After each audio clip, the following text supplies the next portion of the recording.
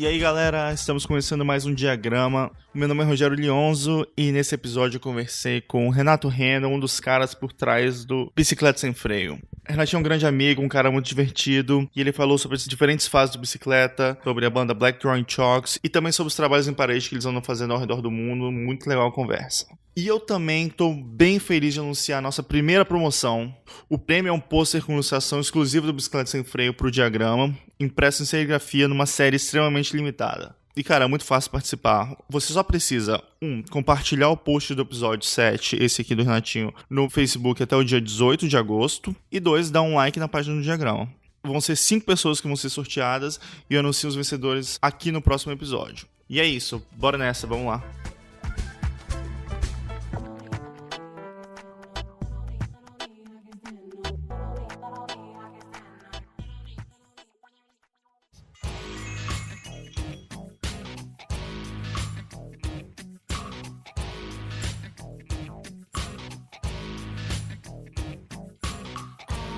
Muito bem, voltamos com mais um Diagrama e hoje a gente está aqui com a presença do grande Renato Reno, um dos caras por trás do Bicicleta Sem Freio. Renatinho, seja muito bem-vindo ao Diagrama, cara. Muito obrigado, meu público, muito obrigado. Que massa, meu mestre. Que bom, velho, que você tá aqui, velho. Cara, então, eu queria conversar com você. Sim, eu ando vendo muito as coisas que vocês estão fazendo hoje em dia e fico bem de cara, assim, eu acho que as coisas são muito, muito fodas, mas eu queria voltar pro começo mesmo, assim, eu conheço um pouco o começo de vocês, mas acho que seria bem legal dividir com todo mundo. Como é que vocês começaram a trabalhar com o que vocês trabalham hoje em dia? Como é que foi o começo do bicicleta também? A gente queria ser igual você, né, bicho? Hoje, né, o Bicicleta Sem Freio é eu e o Douglas de Castro, né? Nós nos conhecemos na Faculdade de Design na Universidade Federal de Goiás. Nós começamos a estudar no ano de 2003. Agora eu vou tentar falar um pouco da história, um pouco de vida do Douglas. O pai dele é artista plástico também, né, que é de Goiânia, e faz umas esculturas, assim. E ele teve isso na vida dele. Acho que ele teve umas aulas de desenho de observação na infância. E aí ele viu o nome design gráfico e ele falou assim, achava que era inglês e achava que ia dar dinheiro. Ele não pensava em emprestar para artes plásticas e tal. E aí foi isso que ele entrou em design, né? Eu morava no interior de Goiás, numa cidade chamada Guapó, e aí eu sempre soube que eu ia mexer com alguma coisa relacionada a desenho. Eu achava que era na área de publicidade ou arquitetura, alguma coisa nessa área. Eu nunca tive uma dúvida, assim, tipo, não sei o que eu vou fazer quando eu entrar na faculdade e tal, né? Não tive essa dúvida. Graças a Deus, eu sempre soube que eu ia mexer com desenho. Eu achava que antes de entrar na faculdade, eu achava que eu desenhava alguma coisa, né? Aí os caras falaram, não, porque você não presta pra design gráfico. Eu fui olhar, né? Mexe com desenho, então bora nessa, né? E aí a gente conheceu a galera do bicicleta na faculdade, né? Vocês eram todo mundo do mesmo semestre? Nós entramos em 2003 e a grade ainda era anual. E assim, no primeiro ano de design na Universidade Federal de Goiás, o tronco comum era de artes plásticas. Ele era bem mais de arte do que design, assim, que foi muito massa pra gente na época. Mas assim, moleque, né? Você é sem entrar da faculdade, você acha que você sabe de tudo e tal. Você tá na faculdade, você acha que você já é fera, assim, mas você não sabe de nada da vida, né, bicho? Tem uma raiva de estudante de design, bicho. Acha que só por causa do passou já é diretor de arte desses trens, sabe? Aí, cara, a gente vai no ano de 2004 pro N-Design de Santa Maria. Que ali é um trovão na cabeça, né, bicho? Tá uma chacoalhada, né? Cara, se você vê palestra do coletivo, você viu palestra do Lisbon Heroldinho, né, do Cláudio.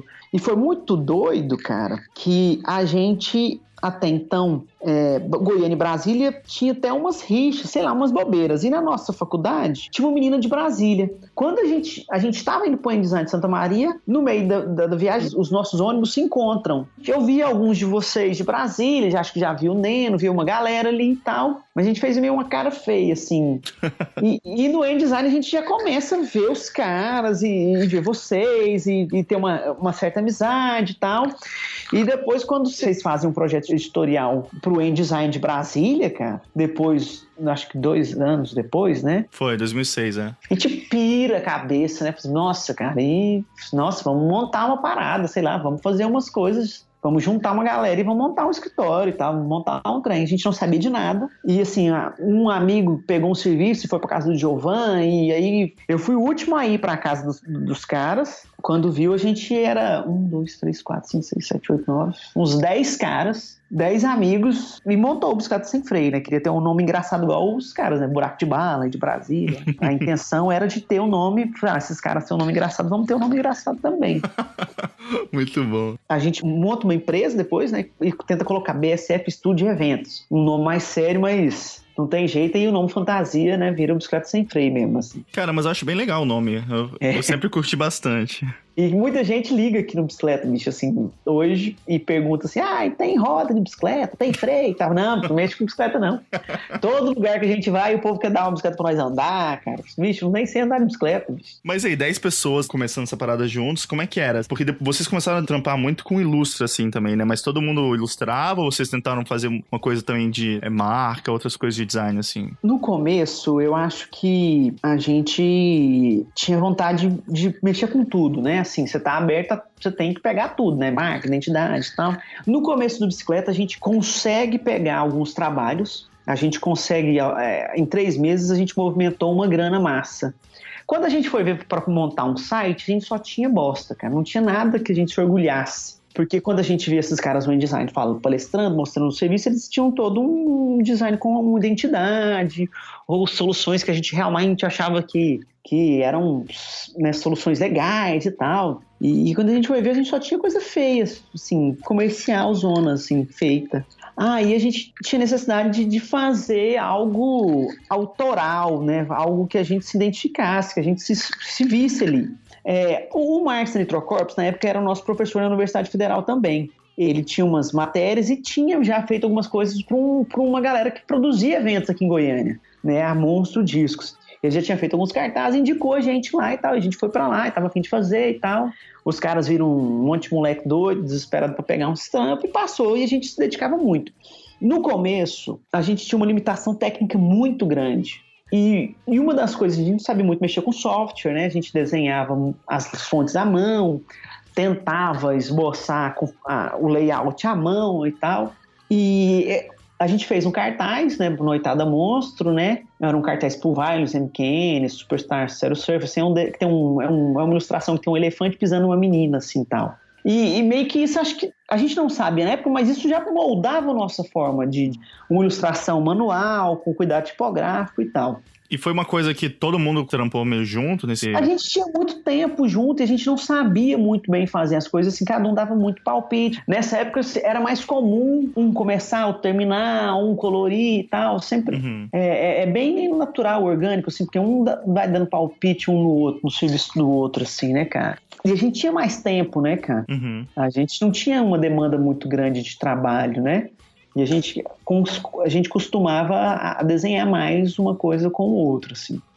E a gente faz essa parada pra moça e tal, esse cartaz, a galera começa a chamar a gente pra fazer outros cartazes. Aí, cara, nesse lance, a gente não tinha muito uma demanda, né, de entradas de clientes, assim. Um cara faz um cartaz um mês, depois ele vai fazer uma festa só daqui outro mês, e a gente sentia necessidade de ter um cliente importante, cara. De ter um cara que a gente tivesse uma conta fixa e tal. Então a gente pensa, no primeiro cliente importante do Bicicleta foi o próprio Bicicleta Sem Freio. A gente ilustrava coisas pra gente, a gente fazia as coisas bem livres mesmo, assim, sabe? Tem uma imagem que as pessoas remetem muito ao nosso estilo. E assim, cada um foi desenvolvendo uma parte da ilustração. É uma ilustração que tem um cara com bigode, tem uns cavalos, umas mulheres em cima do chapéu. Essa ilustração, até hoje em dia, muitos caras nos enviam essa ilustração como referência do nosso trabalho. Coisas que a gente fez há muitos anos atrás, assim, para gerar um conteúdo nosso, fazer umas estampas de camiseta pra gente poder vender, para monetizar, fazer pôster pra gente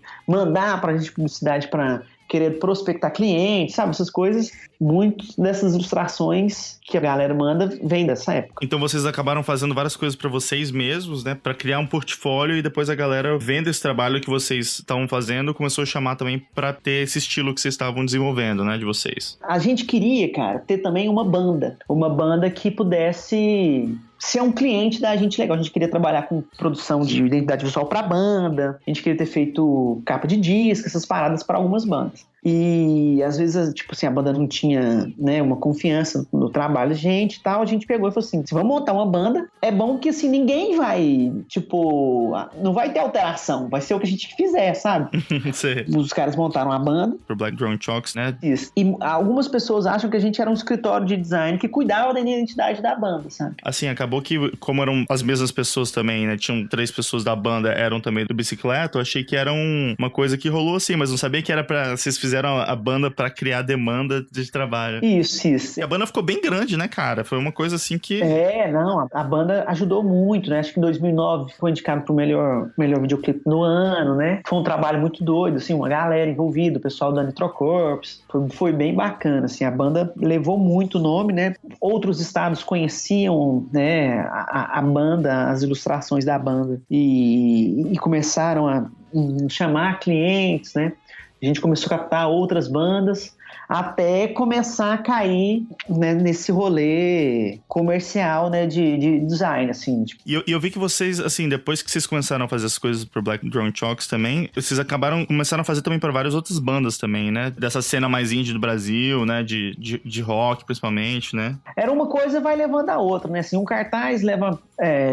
você pode fazer cartaz em outros estados, a gente fazia, né, de eventos de outros estados. Bandas levavam a bandas de outros estados, né? E essas bandas também levavam aos outros serviços, assim, foi bem bacana. E também, assim, aquele esquema, né? Você não nega nada, né? Tudo que rolar, você tem que ir e meter as caras, assim. Foi uma decisão tomada, assim, que vocês iam trabalhar com música, né? Porque acaba que o trabalho de vocês, principalmente nessa época, assim, era muito associado à música, né? Tanto por causa do Black Drone, mas também vocês estavam sempre fazendo coisa, né? Pra Monstro, pra, que nem você falou, cartaz e coisas assim. Foi uma coisa meio planejada, assim, ou foi acontecendo? É difícil falar na época, assim, se foi um papo. A gente queria ter uma liberdade de criação e esses caras, trabalhando com essa economia criativa, eles dão essa liberdade de criação, né? A gente queria ter uma identidade. Foi um período, para nós, do Bicicleta, muito difícil, de pouquíssima grana. Eu acho assim, a gente acreditou, foi um momento em que a gente acreditou muito na gente mesmo, assim, de construir uma identidade visual, de construir um traço, um período de burro na ponta de faca, sabe, assim, a gota na pedra, sabe, assim, tipo, um período muito difícil, nós tínhamos pouquíssima grana, eu trabalhava de garçom numa época, numa pizzaria à noite, e durante o dia a gente trabalhava na época do Bicicleta, a gente não tinha uma sede, a gente ficava na casa de brother em brother, assim, sabe, foi um período muito difícil, mas assim, a gente criou muito do Bicicleta nessa época, né? Hoje eu consigo reconhecer o quanto foi importante esse período de produção livre, sabe? Trabalhar com banda, trabalhar com eventos culturais, trabalhar com produtoras que nos davam liberdade de criação, né? A Monstro, Fabrício Nobre, consultora, essa galera. As bandas, elas acreditavam também no nosso projeto e nas nossas propostas, e a gente também estava afim sempre de querer fazer umas paradas novas, assim, de propor uma visualidade diferente e tal. Mas é engraçado você falando isso porque rolou um pouco uma coisa parecida com o Mopa, assim, quando a gente estava começando, que é nesse começo, assim, focar bem pouco na grana, mas tentar focar em criar portfólio, né, criar meio que uma visibilidade, e daí depois a galera já tá acostumada com o seu trabalho e vai te chamando pra umas coisas que você tá afim mesmo, né? A gente sempre pensava assim, uma hora a grana vai vir, sei lá, a gente precisa, né, construir uma identidade. A gente nunca pensou quais serão essas ações, como é que a gente vai fazer. A gente tem que ter uma preocupação muito grande com a produção tem que estar contínua. A gente não dava o passo maior que as pernas, sabe?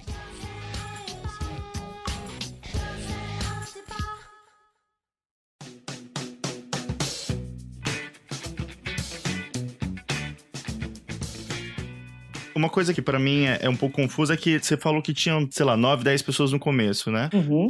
Mas aí a galera foi saindo, foi fazendo outras coisas, porque tava todo mundo na faculdade também, né? Imagino que a galera vai criando outros interesses, vai fazendo outras coisas e vai procurando o lance deles, assim, né? Foi meio natural, assim, que a galera foi saindo? Como é que falou isso? Nesses períodos iniciais de Bicicleta, cada um foi meio que descobrindo, né, um lance que tava a fim de fazer, sabe? Assim, tipo, identidade, tipografia, animação, na área acadêmica, de pesquisa, e cada um foi, tipo, meio que... Eu acho que a onda inicial do Bicicleta era de 10 amigos que estavam a fim de descobrir as coisas. Uhum. Cada um foi descobrindo a sua área e foi indo pro seu lance, assim. E eu e o Douglas e o Vitor, nós continuamos mais com o lado da ilustração e ficamos mantendo o Bicicleta, e que foi indo para esse lado da ilustração. Às vezes também quando o bicho pega, a gente sempre chama os meninos também pra nos ajudar com o serviço também. É bem de boa em relação a isso, assim. E daí depois eu vi que vocês começaram a fazer vários trampos pra uma galera maior, assim, né? Como as marcas começaram a chamar vocês pra fazer as coisas, né? E como é que foi essa transição, assim, de estar fazendo umas coisas mais pra umas bandas e de repente a Converse, por exemplo, umas marcas maiores, assim, chamarem vocês pra fazer trampo pra eles, assim? Como é que foi essa transição? Primeiro, assim, nesse mundo da ilustração, né, você faz essas coisas, você constrói um portfólio, blá, blá, blá, né, coisas pessoais, e depois, tipo, você cai pra linha editorial, que é uma linha, é a primeira entrada, né, do mercado de trabalho pra essa linha editorial, jornal, né, revista, né, tipo, Editora Abril no Brasil, e depois a gente sempre teve uma relação de deixar as coisas, botar os desenhos no Flickr, né, e tal. Essas canais de vinculação, né, tipo Flickr, Behance, Facebook, né, Instagram, né, papapá. Aí depois algumas agências, né, começam a acreditar no seu trabalho e confiar. Acho que o primeiro grande cliente que a gente teve foi a Converse, foi legal, foi um trabalho legal. Foi uma edição especial do Décadas do Rock, a gente desenhou um tênis para cada década do rock. A Sony, o Ideia Fixa, também fazia a curadoria de alguns trampos e indicou a gente para alguns, foi bem legal. Aí, cara, um dos primeiros grandes clientes, e tem uma história muito legal, cara, é uma história pra Nike. Eu olhava o e-mail do Bicicleta, né, e aí eu via assim, tipo, T-shirt Nike, e deletava, nem achava que era, sei lá, uma coisa tipo venda de camiseta, uma venda da Nike, de camiseta da Nike, sei lá. E aí, T-shirt Nike, eu deletei, assim, depois eu falo muito pouco inglês, eu era pior ainda. Aí eu falei, Vitão, dá uma olhada aqui nesse meio aqui, cara, que tipo Nike, T-shirt, alguma coisa assim. O Vitor foi ver, cara, era a empresa gringa da Nike, cara, querendo que a gente fizesse umas estampas de camiseta pra eles, assim. E aí a gente falou que estava a fim de fazer e tal, que a gente falava muito pouco inglês, e os caras mandam um brief muito doido, assim, tipo, Nike, um símbolo demais, umas imagens de jogador de futebol brasileiro, uma setinha, algumas ilustrações que a gente tinha feito há alguns anos atrás para nós mesmos, né? Uhum. Coisas que a gente fez pra gente, que a gente curtia fazer, um símbolo de igual, uma camiseta. Assim, vocês vão pegar esses desenhos de vocês, jogar coisas de futebol e vai fazer uma camiseta. Fazer uma estampa. Foi louquíssimo, assim. Foi um projeto muito legal. A gente desenhou... Assim, a gente desenha muito à mão, né? Finaliza o desenho com caneta. Nessa época eu finalizava com caneta, né? No traço preto. Escaneava o desenho, a folha. Deleta o branco e vai pintando no Photoshop. É um processo relativamente simples, né? Mas eu acho que o pensar da ideia é muito manual, assim, muito se esboça, a gente gasta muito papel, a gente vai muito à mesa de luz, assim, sobrepõe ilustração, sobrepõe folha, né? Tipo, como se fosse os layers hoje do Photoshop, assim. A gente apresenta um RAF para o cliente, esse RAF, ele é bem um esboço grosso, né? À mão, e a gente fala, cara, você tem que ter uma consciência que ele vai ser afinado, ele vai ser melhorado. Não, você não vai conseguir fazer assim, tipo, muda essa mão de lugar, ou muda essa expressão desse personagem, porque ele tem que ser falado agora, assim, no RAF, né? Porque eu vou finalizar e o traço ele é feito à mão, ele não é algo que eu possa recortar e mudar. É isso, mas assim, às vezes vai virando um Frankenstein, sabe? A nossa ideia é que a gente mantenha sempre isso. O nosso negócio ainda aqui na mão, aqui ainda, sabe, assim. Eu acho legal isso também, porque assim, dá pra perceber, né? Acho que isso que chama a atenção do trabalho também de cara, né? Você vê os detalhes, você vê que tem um craft assim mesmo, né? De fazer manual, que é bem visível, assim. É engraçado até que, já pulando um pouquinho também, mas quando vocês começam a fazer isso depois em outras mídias, né, no muro, em tecido, outras coisas assim, essa mesma coisa manual você ainda enxerga, assim, né, essas achuras do desenho, a linha, assim, ainda vira meio que um estilo de vocês mesmo, né, esse processo. E um doido que você falou assim, antes a gente emulava um traço de nanquim usando caneta, né, assim, tipo aquelas canetas de ponta fina. Uhum. Você fazia os dois lados da linha e depois você vinha preenchendo ela com preto. É muito massa. Eu acho que uma das coisas que a gente tenta falar para as pessoas se relacionar com pessoas de outras áreas. Poetas, roteiristas, fotógrafos, né? O Rafael Grampar, gostava muito do Black Drawing. Ele foi a alguns shows em São Paulo, os caras colaram nele e tal, né? O Douglas e o Vitor. Falou assim, bicho, a gente gosta demais. Ele começou a ver uns desenhos e falou assim, cara, vocês simulam o traço do pincel, do nanquim e tal, porque vocês não começam a pintar com o pincel. Aí ele falou, né, que a marca do pincel, Winsor & Newton, tá aí na casa do artista, lá, número 7, número 3, número 2, né? E E aí a gente começou a pegar e estudar o suporte, desenhar com o pincel, assim. E aí a gente passou a desenhar mais com o pincel, né? O nanquim. E depois, quando a gente teve a oportunidade de pintar com tela e tal, assim, já tava o nosso traço, ele já caminha pro pincel, né? Pro rolo, pra tinta, pra trincha, pra esse lance. É legal essa troca de informação também, né? E ter alguém tipo o Grampá também ensinando essa parte mais manual, assim, também é muito foda, né, cara? Sou fãzaço do trampo dele também, de ilustra, assim, é bem legal. Mas aí, você até começou a falar agora, eu vi bastante essa época, assim, uma transição também, né? Isso. Então, em 2012, eu acho que uma menina, ela é de uma editora na Argentina, e aí ela faz o convite da gente de lançar um livro de ilustrações nossas, assim, né? Foi um período de 1 ano, foi muito legal, foi de indas e vindas e tal. A gente fez um projeto, o livro é lançado, onde começa um pouco, sei lá, da carreira internacional do bicicleta, né? E a gente meio que já tinha 6 anos atendendo agência de publicidade, atendendo, né, mercado de ilustração e tal. A gente sente a necessidade de fazer umas paradas mais livres, assim, sem você ter que ter a obrigação de atender um cliente, né? Voltar a ser nós mesmos os nossos clientes, né? Uhum. Aí a gente passa a pensar em ilustrações mais livres, a fazer uma exposição aqui em Goiânia coletiva com o Matheus Dutro e o Galvão e o Bicicleta, né? Eu e o Douglas e o Vitor, nós pintamos quadros e tal. É ali que começa, sabe, essa transição do escritório para a galeria. Uma curiosidade, nessa primeira exposição que a gente fez aqui em Goiânia, a gente não vendeu nada, cara, nada. Depois uma menina, ela é francesa, ela mora 6 meses em Porto Rico, 6 meses em Londres, chamada Charlotte Dutoit. Ela produz eventos de arte contemporânea. Ela produz os festivais de arte de rua e ela queria fazer uma tatuagem. Aí ela coloca assim, Girls Tattoo Color no Google. Ela acha alguns desenhos nossos na internet, começa a mandar alguns e-mails. Eu produzo alguns eventos aqui em Porto Rico e tal. E a gente manda um livro para ela. E ela pega e fala assim, vocês pintam muro e tal, que eu faço uns eventos de muro aqui em Porto Rico. Eu falo assim, claro que a gente pinta muro, pinta muito.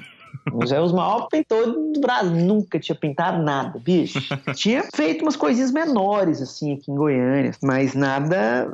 Não, aí não dá certo de ir pra Porto Rico, no evento que ela estava produzindo, mas aí ela foi produzir um evento em Las Vegas. E aí ela compra as passagens para Las Vegas e manda a foto num muro gigantesco, cara, assim, da largura de um quarteirão, cara. Caraca. Não, sei lá, 7 metros de altura, um pé direito de um trem muito alto. Falei assim, você comprou as passagens mesmo? Ela, comprei. Falei, então, pintar muro desse tamanho nós não pinta, não. Aí, a gente já tinha feito umas exposições, umas paradinhas, assim, mas desse jeito aí... Sabe o que nós podemos fazer? Nós podemos fazer uns posters grandes pra você. A gente vai fazer uns posters, vai imprimir isso, e a gente vai colar na parede. Cara, quando chegou lá, o Vitor chegou um dia antes, nós fomos um dia depois. Eu e o Douglas um dia depois. O Vitor viu uma galera trampando e a gente perguntou já tinha uns artistas lá e tal, como que fazia e tal. E a gente viu um muro lá e começou a querer meio que se aventurar também nesse muro, pintar algumas coisas. Mas a nossa primeira coisa que a gente fez, esse evento de street art aí e tal, foi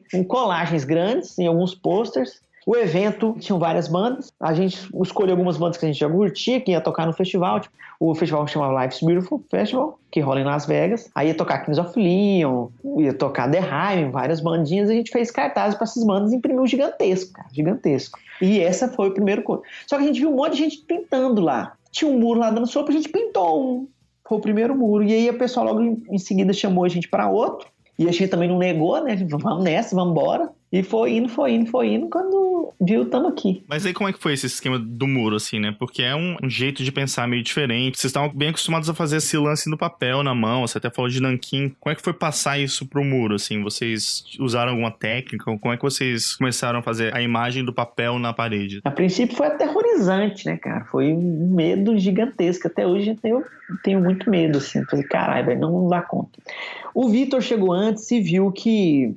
Como os caras fazem, assim. E o Matheus Dutra e o Morbeck nos deram várias dicas, né, assim, que são 2 artistas aqui de Goiânia, que trabalham com cenário, com pintura, que também ilustração. Você estuda mais ou menos a forma da parede e desenvolve um projeto na proporção da parede, se ela for horizontal, você faz uma ilustração mais horizontal e tal. À noite você pega e projeta com o projetor na parede, né, com uma distância razoável, e você marca, depois vem as tintas, as cores, depois por final o nosso traço tem esse traço de nanquim, né, assim, a gente faz com o pincel, tudo, a gente não teve tempo de aprender lata e spray, é muito mais rápido, a cobertura é muito melhor, a gente pinta com tinta de parede mesmo, a gente pinta tipo souvenir, Sherry Williams, assim, tinta, rolinho, essas coisas. E esse é um pouco do processo. E também conseguimos quadricular a parede, né, você faz uma medida, sabe? Faz vários quadradinhos de 1 metro, pega essa escala, né, menor no seu desenho. O que está aqui nesse quadrado 1 é o começo dessa flor e um olho. Aí você tenta, né, fazer. Tem essa técnica também quando o projetor não dá, né? Hoje a gente consegue fazer as duas formas. Só que com o projetor é muito mais rápido. E a gente gasta muito mais tempo que as outras pessoas, né? Que os outros artistas. Eles são bem mais rápidos, porque eles pintam com spray, eles têm outras técnicas. Mas a gente também nunca teve tempo, assim, de estudar. A gente sempre estava num esquema, já rolava outro e já ia. Mas, por exemplo, eu vejo que tem vários prédios que são bem grandes mesmo, assim. É tipo um prédio que nem você falou, é quase um quarteirão, né? E quanto tempo vocês demoram, normalmente, para fazer uma parede, assim? Até me lembro uma história. Tem um perfil no Instagram, que é o Instagrafite. É um perfil que divulga trabalho de artistas. E eles também mandaram um e-mail. Ó, tem essa possibilidade de um prédio em Los Angeles e fazer as fachadas desse prédio. E era um prédio muito grande, cara, muito grande. Vocês estão afim, assim, a gente fala, vamos nessa, cara. Quando a gente chegou lá, cara, eu acho que era um prédio de uns 6, 8 andares, bicho. E assim, as 3 vistas do prédio, só não fez o fundo do prédio, bicho.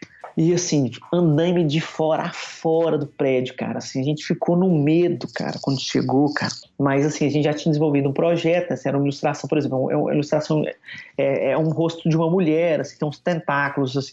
Aí, cara, a gente arrumou, a produtora do local, assim, alugou um projetor de cinema, cara, e botou andaime de fora a fora. Aí a gente organizou o projetor numa distância longa, né, assim, distante do prédio, em cima do telhado de outro prédio.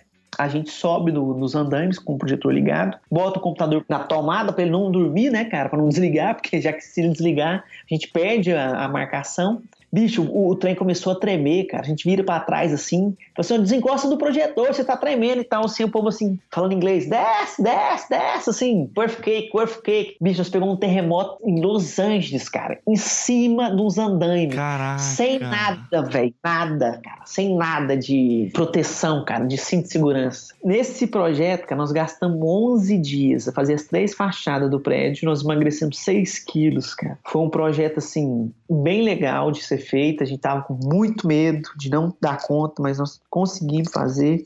É esse o processo. Você estuda mais ou menos a forma do projeto, desenvolve uma ilustração, tudo a gente desenha à mão, mas a gente escaneou, pintou no Photoshop, manda as cores, né, a tabela de cor para o cliente. Você vai comprar calculado o tamanho do prédio, né, sei lá, tipo altura vezes largura, faz os metros quadrados e manda a lista de material, que é sempre assim, 2 balde, rolo, base para rolo, pincel, trincha, né? Estranho, tipo pintura mesmo, de casa mesmo, cara. E você tava falando que vocês estavam com medo de subir naquela primeira exposição e tal, né? E depois você tá falando agora que de um prédio. Como é que foi esse começo, assim? Hoje em dia você tá acostumado com isso, assim? Ou você ainda tem medo da altura? Não, caga de medo. A gente ainda caga de medo. Você não pode perder o medo, porque senão você perde o respeito do trem, né, bicho? Você tem uma altura muito grande, né, bicho? Às vezes tem uns fios, né, bicho? Uns perto, você não pode ficar desaforado, não, porque às vezes o povo fala assim, a rua cobra. E eu acho que às vezes a rua cobra todos os sentidos, assim, o fio de eletricidade. Uma vez uma laje de um trem caiu na minha cara, sabe? Nossa.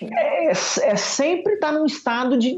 Hoje, claro, eu consigo ver, nós estamos vivendo um período de transição dessa ilustração de escritório, dessa ilustração digital, dessa ilustração para esse universo das artes plásticas, sabe? Hoje eu vejo também as coisas que a gente faz no Bicicleta, não só como uma ilustração para um cliente.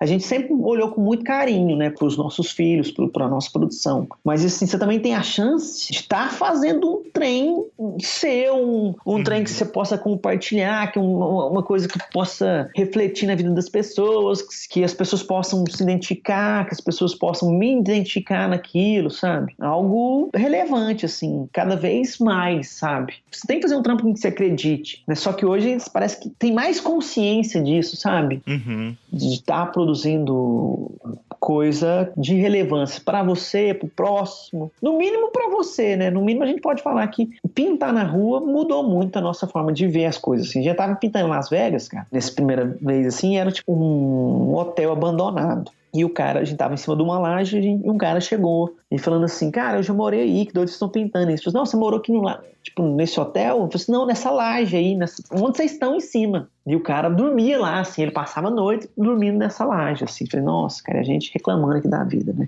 A gente foi a uma exposição que a gente estava abrindo em São Francisco, nós temos 2 exposições, 3, né? Uma aqui em Goiânia, coletiva, depois 2 individuais, uma em São Francisco e uma em Londres. E aí essas na gringa aí, quando a gente abriu a exposição, vendeu tudo antes de abrir. Foi muito doido, assim. E quando a gente estava preparando a exposição lá em São Francisco, a gente estava entrando à noite na galeria e tinha um cara na porta lá. E a gente, brasileiro, né, puxou um assunto, e tudo bem, tal, e o cara tava, tipo, normal, assim. E aí esse cara que tava lá na porta era um colecionador. Aí, assim, tipo, vocês já conheciam o fulano? Não, a gente viu ele aqui na porta, puxou o assunto, sei lá, sabe? A gente tava esperando pra abrir a porta, viu o cara, puxou o assunto. E aí o cara, tipo, olhou algumas obras antes e, tipo, quero essa. Aí a gente falou assim, cara, que doido, né? Um colecionador fudido, curtiu do nosso trampo, curtiu o jeito que a gente entra lá ali, ele fez uma comprona, assim, de uma hora pra outra. Foi bem doido. Que massa, cara. Na segunda exposição que a gente fez em São Francisco, a gente levou algumas obras que a gente tinha feito aqui em Goiânia, cara, que não tinham vendido, assim, pra preencher a exposição. Foram as primeiras a ser vendidas. Foi muito doido. Caramba, muito louco isso, né, cara? E nesse esquema de lugares que vocês foram, assim, você pode falar sobre alguns lugares que você conheceu, assim, porque eu já vi várias coisas, assim, de vocês indo pra Índia, indo pra Hong Kong, assim, que lugares vocês já foram pintar a parede ou já foram por causa do trabalho de vocês? Nós fomos já pro México 2 vezes. Por Estados Unidos foi o lugar que a gente mais foi, acho que umas 6 vezes para São Francisco, não, umas 6 vezes para Las Vegas, Los Angeles, Miami. Pro Canadá nós fomos Montreal, 2 vezes para Montreal. Londres umas 2 vezes, cara, eu acho. Pra Itália, umas 3 cidades na Itália. Pra Alemanha 2 vezes, pra Hong Kong e pra Índia. Bicho, foi o que eu consigo lembrar, graças a Deus, bicho, foi muito bom.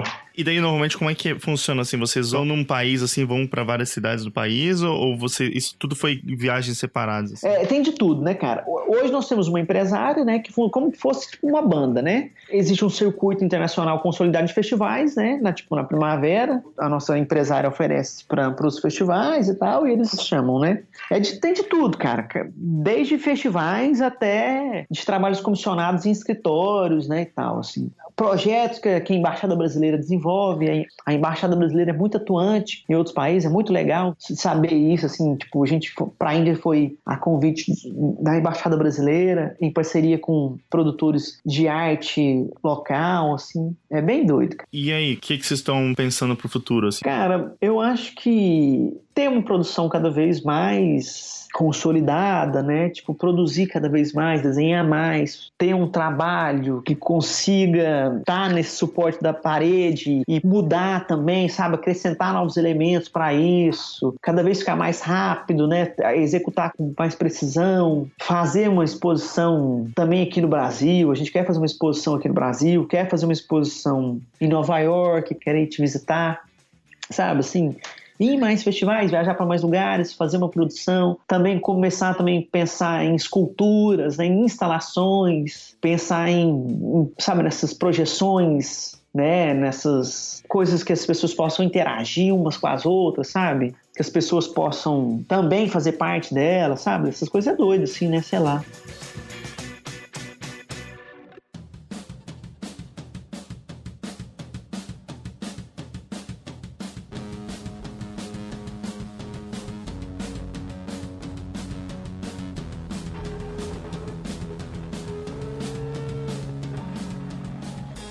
Então, cara, eu queria conversar também sobre alguns trabalhos que vocês fizeram mais a fundo. Tem um trampo, assim, que eu lembro que muita gente comentou e foi um trampo que foi bem expressivo, assim, que vocês fizeram, que foi, na real, o clipe do Black Diamond Shocks, que foi o My Favorite Way, né? Queria que você contasse um pouco mais como é que foi esse processo, assim, eu sei que uma galera participou, né, o Mark participou também, como é que foi esse trampo? Sim, eu acho que o ano era mais ou menos 2009, acho que é isso aí, 2009. Cara, o Marcelon tava afim já de fazer uma animação com a gente e tal, ele encabeçou o projeto, chegou na gente, eu trabalhava na Nitrocorps na época, né, o Douglas sempre passava por lá, e aí ele fala de estar afim de fazer uma animação, assim. A animação um tanto tradicional, com um tanto de coisas também, tipo 3Ds, assim. Cara, mobilizou uma galera, bicho, assim. Douglas, Vitor fazendo as animações tradicionais, né, de quadro a quadro, né, tipo aqueles 12 por segundo, 24 por segundo, né, e tal. O Jovan trabalhava na Nitrocorps também. O Virgílio, que é um amigo nosso que fez os 3Ds. Uma galera animou as fumaças dos aviões, assim, cara. Foi um projeto que envolveu muita gente, sabe, assim.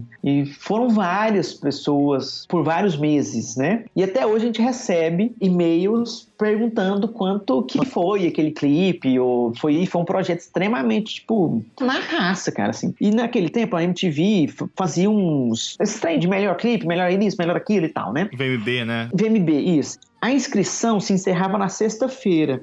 Cara, a gente manda o clipe na sexta-feira, bicho. Na segunda-feira a gente já acorda com, assim, tipo assim, selecionados para o melhor clipe. Tipo assim, Skank, Rapa, Black Drum Shocks foi indicado como melhor clipe, assim. E no ano também foi indicado e ganhou, não foi indicado, ganhou pela melhor música, pela Rolling Stone Brasil, cara. Melhor música do ano pela Rolling Stone Brasil. Caraca. Foi muito doido, assim. A animação meio que é como se fosse a capa animada, né? Tipo assim, um aviãozinho, né? Tipo, no meio da galera. Foi bem bacana. Como é que funcionou esse processo, assim? O Mark dirigiu, né, o clipe, né? Ele tomou essa direção, assim, de organizar o processo? Sim, aquele esquema de encabeçar o projeto, né? Desde, primeiro, ajudar a desenvolver o storyboard, né? Tipo, encabeçar, assim. Depois disso, passou para definir as cenas que iam ser feitas em 3D e as cenas que iam ser feitas em 2D. Depois escanear esses desenhos, né? Com a ajuda, o pessoal do Buraco de Bala ajudou muito, né? Assim, falar os programas, né? De selecionar, escanear em sequência, de tratar as imagens, colorir, né, cara? E era uma galera pintando quadro a quadro e tal. E o Douglas e o Vitor desenhando quadro a quadro, de escanear, pintar, produção. Não, foi muito doido. E aí, no final, ele foi montando também as coisas, assim. Ele que acho que ele fez a edição final também. Uhum. Depois a gente entregaram as partes pra ele. E foi a primeira vez que vocês tinham trabalhado com animação? Já tinham feito algumas coisas mais leves, assim. Mas na época da faculdade, já tinham feito menos coisas, assim. E é doido que a ajuda de pessoas experientes é massa nesse processo. Porque às vezes o lance da animação não é nem nos quadros, assim. É a sacada, sabe? Assim, os movimentos e tal, assim. Tipo, o braço não vai estar levantando toda hora, assim. É como o murro do personagem, assim. Tem uns quadros chaves, né? Assim, bem dirigido, você consegue já imaginar como é que vai ser animado, assim, né? Uma coisa que eu acho bem massa também é a parte que tem a tipografia animada. Isso. Uma palavra vai pra outra também, isso é muito foda. Se tinha um storyboard, depois tinha que ter uns quadros meio que pra preencher, sabe? Assim, algumas coisas. E as tipografias vinham pra resultar isso, assim. Também tinham esse lançamento do design, da tipografia, pra gerar o conteúdo ali, né? É que vai falando a letra da música enquanto toca, né? Não é isso? Isso. Em algumas partes a letra tá mais animada, depois no começo ela tá mais estática, depois ela vai interagindo, saindo, girando, entendeu? E outra coisa que vocês fizeram, assim, que eu lembro que eu tava olhando no site, assim, eu nem sabia que vocês tinham participado, e de repente, quando eu fui ver, tinha um muro de vocês lá, foi um esquema que o Google fez para a Copa do Mundo no Brasil, né? Foi muito doido, assim, o Google Street View, ele ia filmar essas comunidades, esses rolês que a galera pinta, que a galera faz nas ruas e tal, aqui no Brasil na época da Copa do Mundo, né? Tipo, uma mobilização nacional, é muito doido e tal. Aí, cara, o doido foi que o diretor tava com uma ideia de a gente pintasse uma parada no Rio de Janeiro, assim, numa comunidade de Tavares Bastos e tal, e a gente topou na hora, foi eu e o Vitor pro Rio de Janeiro, o Douglas estava com outro projeto na época, a gente desenvolveu uma ilustração, teve todo o suporte para pintar lá, e foi um período antes da Copa do Mundo, mas assim, já tava meio aquela loucura do Rio de Janeiro, Copa do Mundo, foi muito bacana, e o carro do Google passou, do City View, filmou, foi muito doido. Teve vários depoimentos de pessoas da comunidade que nos ajudaram. A nossa vivência com a galera lá da casa foi muito doida, o povo era muito gente boa.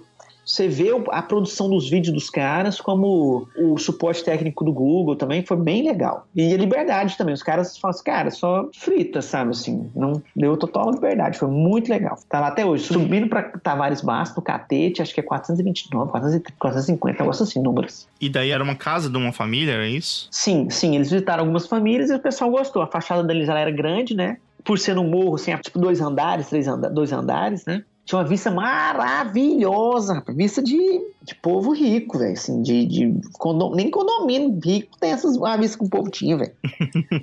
A vista lá da praia, muito privilegiada. E eles deram liberdade total, assim, de elemento, de pessoas, de personagens. Foi um trem bem brasileiro, tem uma arara, uma personagem feminina, uma mão, foi bem tranquilo, assim, não teve alteração, a gente fez e eles gostaram. E daí como é que funciona normalmente quando vocês vão trabalhar com um cliente, assim? Vocês têm que sempre mostrar esse rascunho pra eles e fazendo? A gente tem umas reuniões, né, assim, antes, pra entender um pouco do briefing, do projeto. A gente pede umas referências do nosso trabalho que eles acham que encaixa, assim, né, tipo de traço. E a gente envia alguns esboços, eles vão dando ok nos esboços, a gente finaliza, eles dão ok na finalização, a gente parte pra pintar.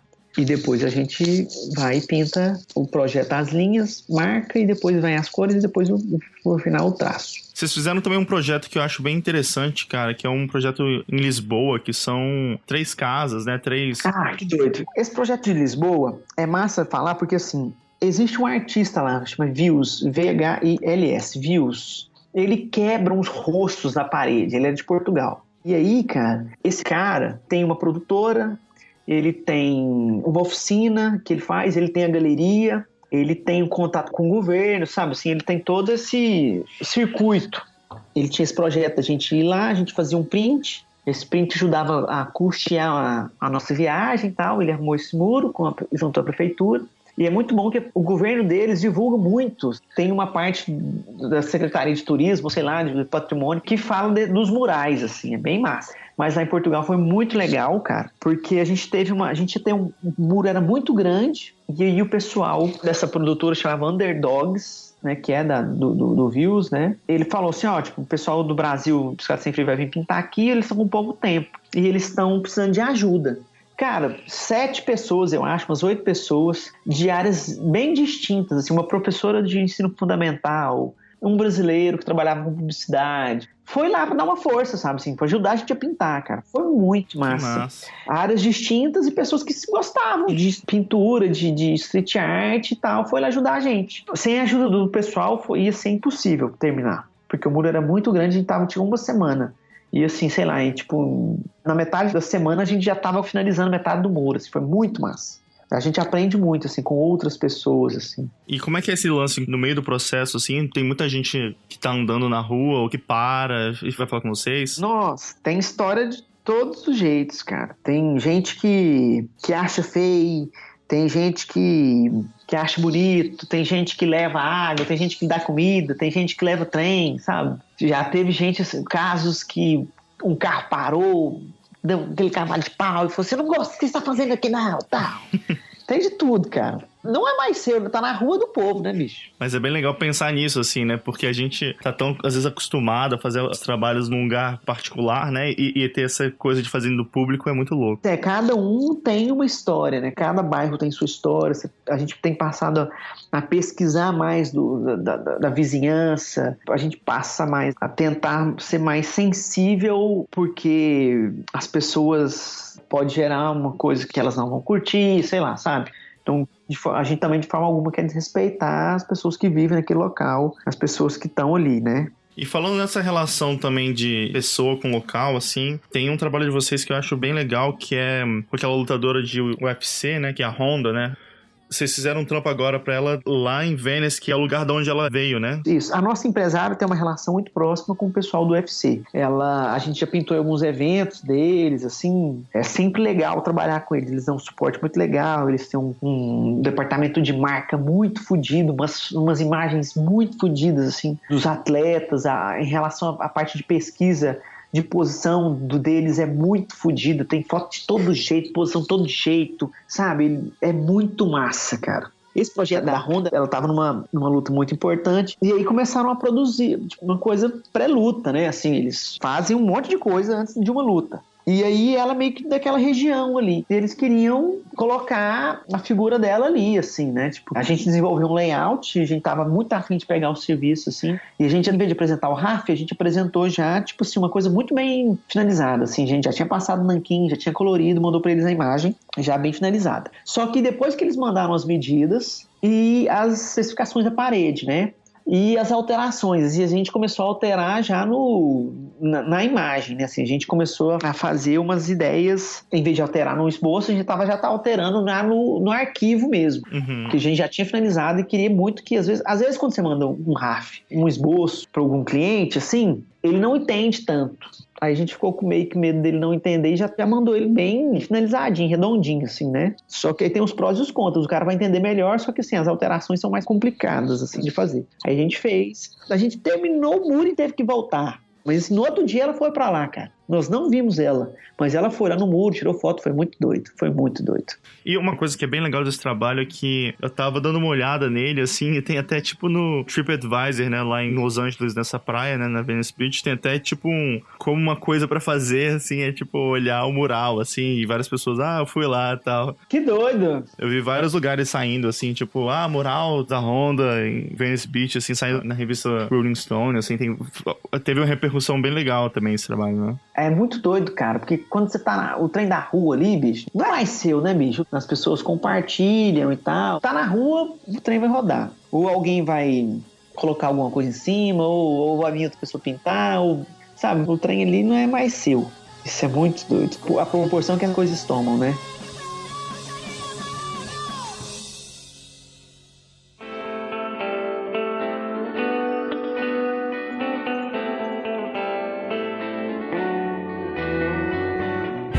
Então, cara, teve uma coisa que aconteceu recentemente que todo mundo ficou bem sensibilizado, assim, que foi o Marco Bauer, né, que inclusive estava no começo do Bicicleta, né, descobriu um problema de saúde muito grave, né, e vocês até começaram a divulgar também um crowdfunding, né, para ajudar. Você pode falar mais disso, assim, até para divulgar para mais pessoas? Claro, massa demais você ter falado e dado a força.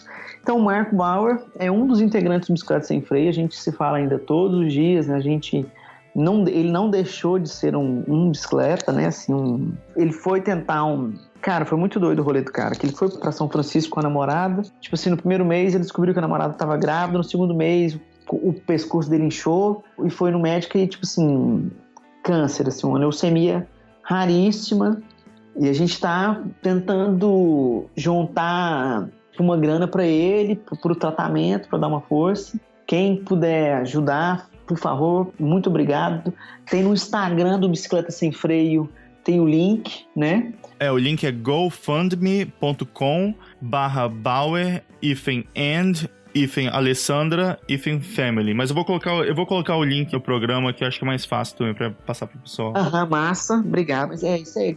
E o Marcão é um cara muito forte, ele vai sair dessa, só que ele só precisa dessa forcinha aí, porque o tratamento parece que é bem caro e o nenenzinho dele também tá vindo aí, logo a Lei também tem que parar de trampar. Mas, cara, é uma situação bem complicada, né? Assim, eu tenho também filho, isso é uma coisa que até com um momento tão feliz assim, né, acaba, nesse caso dele, assim, sensibilizando ainda mais, né? Então, eu realmente peço pra todo mundo que puder ajudar, assim, colaborar, porque eu conheço o Marco também pessoalmente, um cara muito foda, assim, acho que ele com certeza vai conseguir dar a volta por cima, né? Mas eu acho que esse momento que ele tá precisando é muito importante as pessoas mostrarem apoio também, né, e ajudarem ele. Então, vou deixar o link aqui, né, e eu acho que é muito importante, cara, todo mundo dar uma olhada nisso. Qualquer tantinho já ajuda, cara, qualquer tantinho, até no máximo uma conversa. Esses tratamentos são muito pesados, assim, acho que a galera, essas quimioterapias são muito fodidas, assim, às vezes só um papo já ajuda o cara, uma oração, um trem, um pensamento positivo já,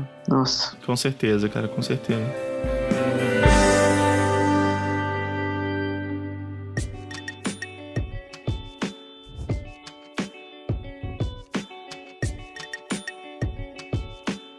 Então, cara, valeuzão pela sua conversa, cara. Eu curti muito várias coisas que eu até não sabia da história de vocês, né? Mesmo a gente conversando, já trocando umas figurinhas, tinha várias coisas que eu não sabia. Aprendi demais, cara. Valeuzão, velho. Que isso, a gente que aprende com você sempre, assim. Cara, pra gente ser uma referência extrema, assim. A gente sempre tenta acompanhar as coisas que você tem feito. Sou seu fã, bicho, fudido demais. Eu que sou fã de vocês, velho. Vocês são fera demais, cara. Valeuzão, Renatinho. Conversa boa demais, velho. Brigadaço.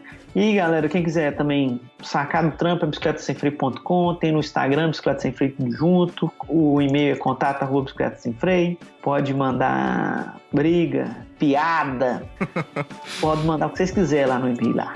Obrigado, gente. Valeu.